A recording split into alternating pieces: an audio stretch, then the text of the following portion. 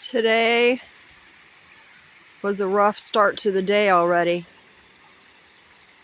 My poor daddy was left in bed at his assisted living, and I went and got him up. His Parkinson's is progressing.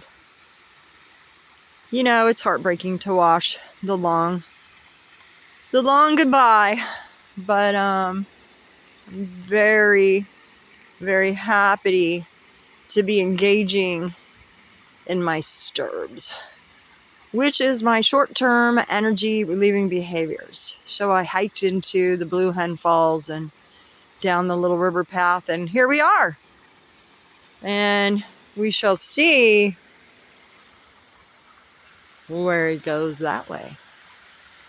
Have a great day, everybody.